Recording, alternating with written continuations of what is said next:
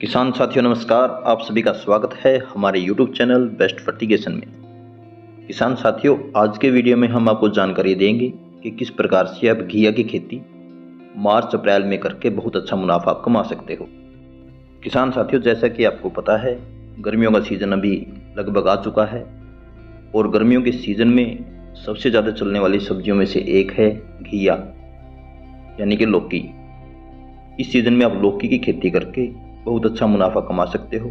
यदि आप विधिवत रूप से करते हो, अच्छी पैदावार लेते हो, अच्छी किस्म का चुनाव करते हो, तो आप अच्छा भाव लेकर अच्छी फ्रूट क्वालिटी बनाकर बहुत अच्छा मुनाफा कमा सकते हो। हम यदि पिछले साल की बात करें यानी कि 2023 की, तो 2023 में घिया का भाव किसान साथियों को अच्छा नहीं मिला था। इसीलिए हमने ऑब्जर्व किया है कि इस बार जो घिया का रकबा है वो बहुत कम है और 2024 में किसानों को घिया का यानी कि लौकी का अच्छा भाव मिलने की पूरी उम्मीद है। आज के इस वीडियो में हम बताएंगे कि किस प्रकार से आप घिया की खेती कर सकते हो, अच्छी पैदावार ले सकते हो, अच्छी फ्रूट क्वालिटी आप बना सकते हो जिससे आपको अच्छे मंडी भाव मिलेंगे। साथियों, यदि आपके पास मार्च महीने में खेत खाली है या खाली होने वाला है तो बहुत अच्छी बात है, आप निश्चित रूप से घिया की खेती कर सकते हो।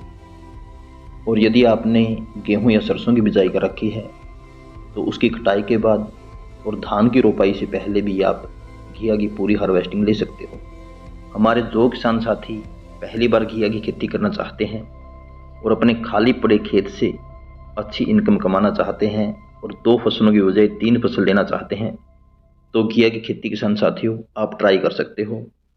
घिया की खेती में लागत बहुत कम है, इसके अलावा मेहनत और समय भी बहुत कम लगता है और यदि आपको अच्छा मंडी भाव मिल जाता है तो कमाई लाखों रुपयों में होती है। कभी कभी तो ऐसा होता है किसान साथियों, यदि आपको अच्छा मंडी भाव मिल जाता है तो जो परंपरागत खेती आप पूरे वर्ष करते हो, घिया की फसल मात्र 3 महीने में उससे ज़्यादा रुपए आपको बनाकर दे देती है। तो वही आगे बढ़ते हैं और आपको जानकारी देते हैं कि किस प्रकार से आप गर्मियों में यानी कि मार्च और अप्रैल के महीने में घिया की खेती कर सकते हो। हम अपने पहले पॉइंट पर आते हैं जो है बेसल डोज।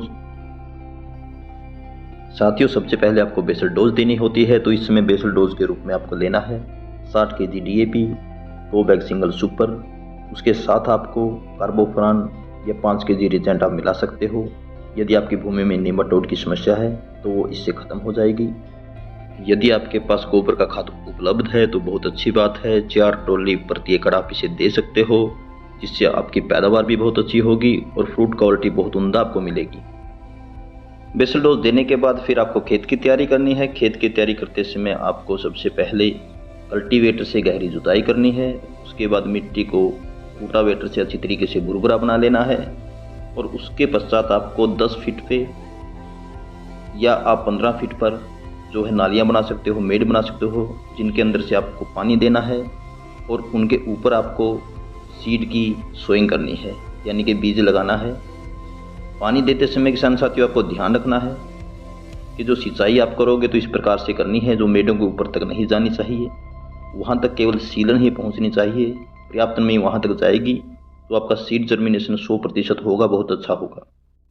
तो साथियों, जब आप पहली सिंचाई करते हो तो उसके लगभग 5 दिन बाद जो पूरा सीड है वो जर्मिनेट हो जाता है। उसके बाद आपका समय आता है स्प्रे शेड्यूल का, तो उस समय आपको पहले स्प्रे के रूप में लेना है साफ पाउडर। इस समय साफ पाउडर का एक हल्का स्प्रे आप निकाल दीजिए। तो पहले स्प्रे के लगभग 10 दिन पश्चात फिर आपको एक स्प्रे करना होता है, क्योंकि जो घिया होती है किसान साथियों इसमें फंगस की समस्या बहुत देखने को मिलती है। तो इस समय फिर आपको साफ पाउडर का इस्तेमाल करना है और उसके साथ इंसेक्टिसाइड के रूप में आपको कॉन्फिडोर या इक्टारा को ऐड कर लेना है। यहाँ पर किसान साथियों एक बात का आपको ध्यान रखना है, जो स्प्रे की डोज है वो जिस दुकानदार से आप खरीद रहे हो उनसे पूछ सकते हो, या आपकी फसल में बीमारी का कितना प्रकोप है उस अनुसार आप डोज को घटा या बढ़ा सकते हो। यहाँ आपको उदाहरण के रूप में यदि हम मोटा मोटा आपको बताएं तो यदि आपकी फसल में फंगस की समस्या ज़्यादा है तो आप फंगीसाइड को 30 ग्राम प्रति टैंक यानी कि जो आपके स्प्रे टैंक होता है 20 लीटर का, उसमें 30 ग्राम रख सकते हो। और यदि समस्या कम है तो वो आप इसकी डोज 15 ग्राम रख सकते हो। उसी अनुसार इंसेक्टिसाइड की मात्रा भी आप बढ़ा या घटा सकते हो। यदि आपकी फसल में प्रकोप ज़्यादा है तो इसकी मात्रा आप 20 ml प्रति टंकी रख सकते हो, और यदि आपकी फसल में प्रकोप कम है तो आप इसकी मात्रा 10 ml प्रति स्प्रे टैंक रख सकते हो। दूसरे स्प्रे के 5 दिन पश्चात किसान साथियों आपको फिर एक स्प्रे निकालना होता है। इस स्प्रे में आपको लेना है NPK 19-19-19 और इसके साथ आपको ऐड करना है सागरिका। फसल जर्मिनेट होने के 20 दिन बाद या दूसरे स्प्रे के 5 दिन बाद फिर आपको एक स्प्रे करना होता है। इस समय आपको स्प्रे के रूप में लेना है NPK 12-61 और उसके साथ आपको ऐड करना है सागरिका। इस स्प्रे से आपकी जो फसल की ग्रोथ है, बढ़वार है, वो बहुत तेज़ी से होगी और आपकी फसल में हरापन भी आपको देखने को मिलेगा। जब आप तीसरा स्प्रे कर देते हो तो उसके 5 दिन पश्चात या जैसे ही आपकी फसल जर्मिनेट होती है उसके 25 दिन पश्चात आपको फिर एक स्प्रे करना होता है। इस समय आपको स्प्रे के रूप में लेना है बावास्टीन और उसके साथ आपको ऐड करना है इंसेक्टिसाइड के रूप में इक्टारा।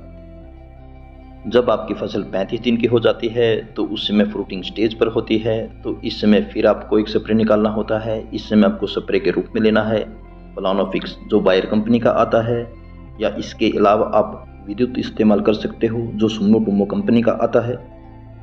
इस स्प्रे से जो आपकी फल फूलों की संख्या है वो बढ़ जाएगी और जो फल फूल गिरने की समस्या है वो ख़त्म हो जाएगी। जब आपकी फसल में फल बनना शुरू हो जाते हैं, यह स्टेज 45 से 50 दिन के बाद आती है, तो उस समय आपको एक और स्प्रे निकालना होता है। इस समय आप लेंगे NPK 0050 और उसके साथ आप ऐड करेंगे बायोवीटा। इस स्प्रे से आपके फ्रूट का साइज और साइन बहुत अच्छी होगी, जिससे मंडी भाव आपको बहुत अच्छे मिलेंगे। लगभग 70 दिन बाद किसान साथियों आपकी हार्वेस्टिंग शुरू हो जाती है। उसके पश्चात आपको स्प्रे 10-10 दिन के अंतराल पर लगातार निकालते रहना होता है। इस समय आपको आपकी फसल की कंडीशन के अनुसार फंगीसाइड और इंसेक्टिसाइड को मिलाकर जो है स्प्रे करते रहना होता है। जो घिया या लौकी की फसल है वो लगभग 4 महीने की होती है, इसीलिए किसान साथियों आपको अंतिम दिनों में फंगीसाइड के रूप में कॉन्टैक्ट फंगीसाइड का ही इस्तेमाल करना है, जो कि ज़्यादा महंगा भी नहीं होता और जिसका रिजल्ट भी बहुत अच्छा किसान साथियों को देखने को मिलता है। अब हम बात करते हैं किसान साथियों सीड सिलेक्शन की, वो किस प्रकार से आपको करना है। तो इसके लिए आप आपके क्षेत्र में जो किसान लौकी या घिया की खेती कई सालों से करते आ रहे हैं उनसे जाकर आप मिल सकते हो और पूछ सकते हो कि आपके क्षेत्र में अधिक पैदावार देने वाला सीड कौन सा है।